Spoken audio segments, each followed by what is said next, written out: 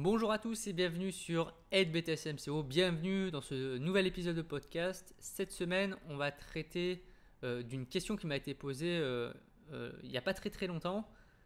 Ça va être assez rapide parce que en soi, la question va être assez vite répondue.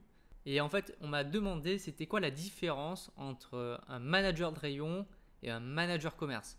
Quand vous êtes sur LinkedIn par exemple, je vous invite vraiment à vous créer un compte là-dessus. C'est intéressant pour déjà trouver peut-être une alternance, trouver un emploi, avoir des idées, puisqu'il y a des personnes qui vont poster des photos d'animation et tout. C'est vraiment très intéressant, je vous conseille d'y aller.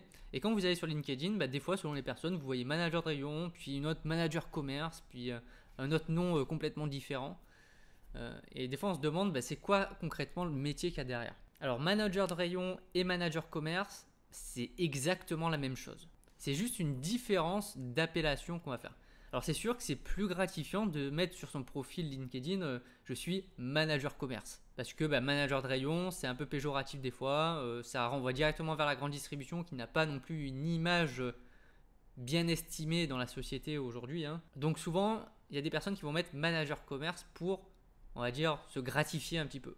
Parce que l'un des principaux rôles du manager, c'est de gérer son commerce, de gérer ses animations, ses rayons, etc. C'est pour ça qu'on appelle ça aussi un manager commerce. Mais vraiment, en soi, manager commerce et manager de rayon, c'est le même métier qu'on va avoir derrière.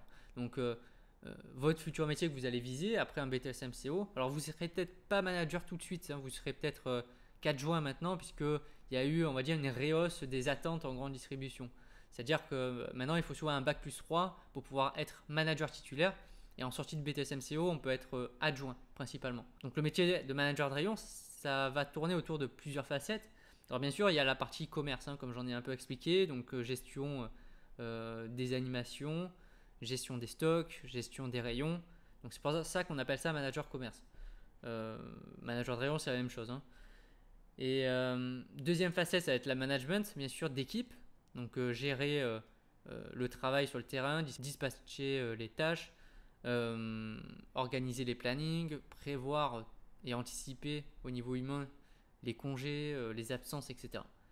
Et après, il y a une partie administrative, ce qui est plus ou moins importante selon les enseignes, avec une partie gestion administrative des factures, des fournisseurs. Mais que sur votre profil LinkedIn, vous mettez manager commerce ou manager de rayon, ça sera exactement le même métier.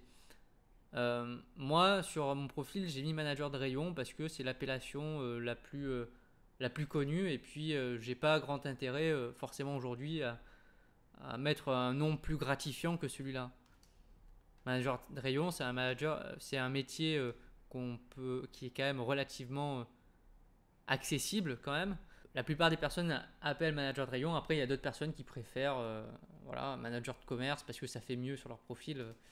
Moi, je suis pas forcément fan de cet art du paraître en quelque sorte, et de toujours faire en sorte d'être considéré comme le meilleur, comme quelque chose de gratifiant tout le temps. Moi, je suis pour l'authenticité, on va dire, vraiment du métier. Manager de rayon, c'est comme ça qu'on appelait ça avant. Je vois pas pourquoi ça changerait aujourd'hui. Alors ça, c'est bien sûr mon avis personnel. C'est vrai, on voit beaucoup aussi aujourd'hui, on n'appelle plus un caissier ou une caissière, mais un hôte ou une hôtesse de caisse. On n'appelle plus un employé libre service, mais un employé commercial.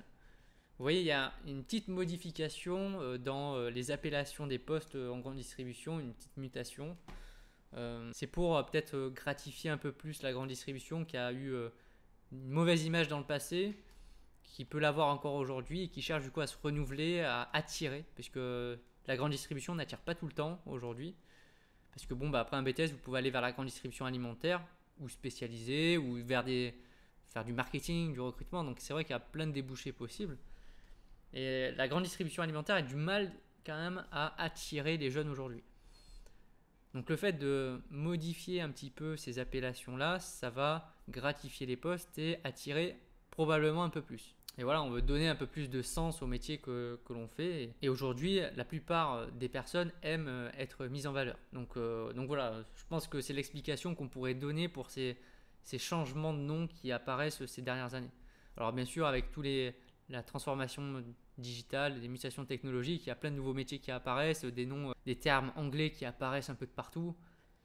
Des choses où des fois on tombe sur un métier, on ne sait pas trop ce que c'est, Il faut vraiment définir la fiche de poste pour savoir ce qu'on fait réellement. C'est vrai que ça, c'est une tendance actuelle.